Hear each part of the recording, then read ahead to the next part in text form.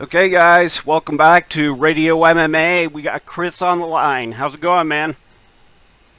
It's going awesome, man. Thanks for having me on. Okay, just walk the fans through your last fight with DJ. Last fight with DJ was last summer. It wasn't my last fight, but it was in at the Chinook Winds Casino, July of 2014. It was a big fight. It was a last-minute change in the opponent. I had the choice of two different opponents, and I chose DJ over a undefeated fighter from Colorado. I kind of wanted to test myself to see, what I had against somebody that had been around a while and, been to the bigger shows and Sure. had success. Yeah, for sure. That was a very big win for you.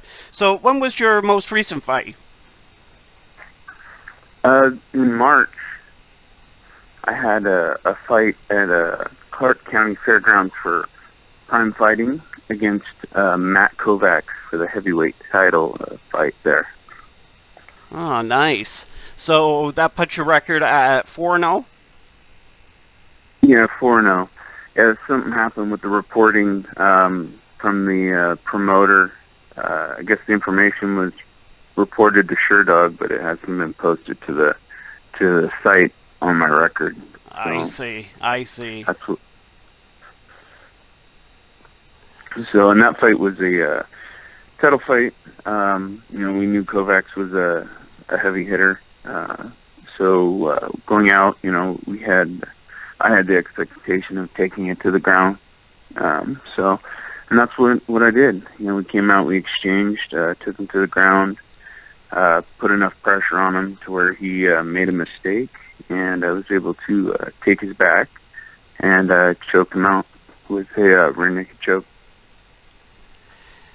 Okay, man. So, very rarely do you see a guy with 3 or 4 fights making it to the UFC. Just talk about this opportunity and how you learned about it. It's amazing. I can't believe it's here and it's actually happening. I chose first round management to sign with them to represent me just for this opportunity, because I knew they would be able to get me this opportunity. Being an older fighter, I knew I have a short window to make it.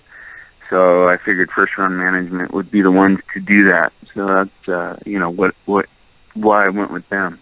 When I got the call was about 2 weeks ago on Thursday afternoon, and the call went, "Do you have a passport?" And I was at work. Yeah, I think so. And well, if you do, you're in. And I mean, and then I go, "I'm in." He goes, "You're in UFC Scotland." And so it was kind of, Wow. a bunch of things went running through my head about passports and travel and coaches and stuff. And I said, "Let me get back to you." And when I was leaving, because my work's on top of a mountain where there's no cell phone reception, I had nobody's numbers with me because I work in a prison and you can't bring your cell phones in. So I walk into sergeant's office, tell them I'm leaving. They're like, okay. So I head off the mountain. The moment I got into cell service range, I realized, I go, "What are you doing, you dummy? This is what you were waiting for." Right. So I called Lou from my manager, Lou. I called him back and I said, "I don't know what I was thinking, but I'll take it. Yes, we'll figure it out. We'll make it happen. We'll get there." So Right. that was kind of the day that it was crazy the day I got the call. Wow, man. So you haven't had a lot of time to think about this fight, which may be good. Everyone always talks about Octagon jitters and things along those lines. You think it's what's the biggest difference going to be between this and a regional show? The size, the audience, the people that are going to be, out of the 30,000 people, I think, can fit in the arena, 33,000 people. That's huge. compared to the, 500 people that are at the regional shows that I go to. So it's that's the biggest difference. I try to keep things small in my head. I try to process things before the day of the fight. That way, the day of the fight, when I go in there, I'm really not thinking about anything else but the fight. So I get all the nervous jitters done and over with. Sure. It's already been processed through my head, so I'm not I won't have to think about anything else or those what ifs. So it's just all focus. Okay, man, so you've only had a few weeks to get ready for this specific opponent, but just talk about some of the guys you've been training with that are helping you get ready. I'm from a small gym, Progressive Jiu-Jitsu in Vancouver, Washington. All the guys there at my gym, they're all there for me 100%. I got guys like Steve MacArthur, Brody Schaub, Ian Bossler, one of my corners, Trevor Burnell, my head coach, and then all the other guys, laundry list of guys that show up every day to put me through the paces to get me ready for something like this. We've been kind of expecting a short notice call for a fight, so we started getting ready probably about a month ago, getting me up to about 50% and holding me there. And then the moment we'd get the call, we would just kick it up a notch and get me to that 100% and get me ready. Nice. And so, this worked out. This opportunity came almost at the perfect time because we had been getting ready for about a month and a week. And then when the call came in, it was an easy transition, turning up the pace of the camp and that type of stuff. And then more and more people from the gym started to show up. I don't have those big name training partners or anything like that. I have, just those average guys that come in every day and, put the blood, sweat, hard work in on the mat. And, they help me out making this my dream come true.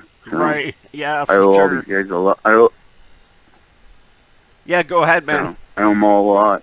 I said, I owe all these guys a lot, Yeah, for sure. Their own sacrifices, so. Okay, so who will be in your corner? Who's making the trip to the UK with you? Well, I brought my head coach, Trevor Burnell, and then I also brought Ian Bossler, one of my other coaches, my two main coaches that I have here with me. They'll be in the corner with me on Saturday, so.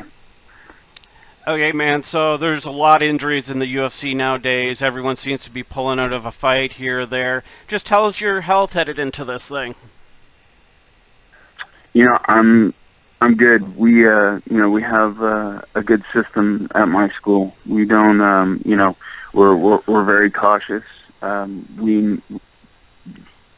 My coach knows me, and I know myself, and we know when to push, when not to push. So we keep me going at tip-top shape. And injuries are few and far when it comes to our camp, just because we know the rigors that you put your body through, and you have to rest is key. You have to rest when you need to. You got to listen to your body and that type of stuff. So it's just knowing how hard to push, and I think that comes from experience being with my coaches for so long. I've been with them for about 15 years now. So it's it's them knowing me and me knowing myself. So that's key to staying injury free. Daniel's lost back-to-back fights here in the UFC. He's pretty much put himself into a must-win situation. Now the opponent change. Does this make him more dangerous?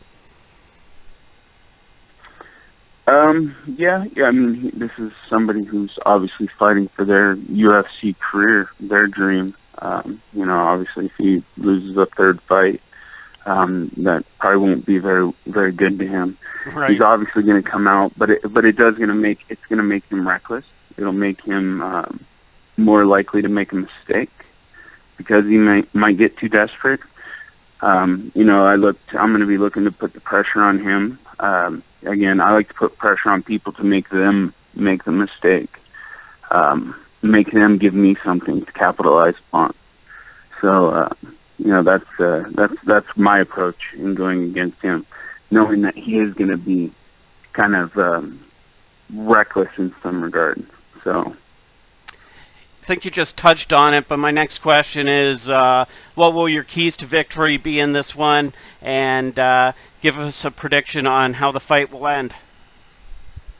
Yeah, I think I'm going to come out, I'll do what I do. I'm a forward fighter. I come forward a lot. I'm going to put the pressure on him, looking to have him make a mistake and getting it to the ground.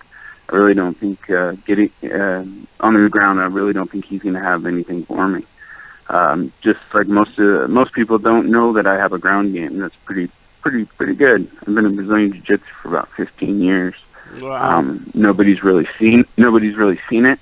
I've displayed a little bit here and there in a few fights, but I think going to the ground, I'm probably gonna be one of the top heavyweights with a ground game in the UFC, in my opinion. With you being a UFC heavyweight, what would be a dream fight for you?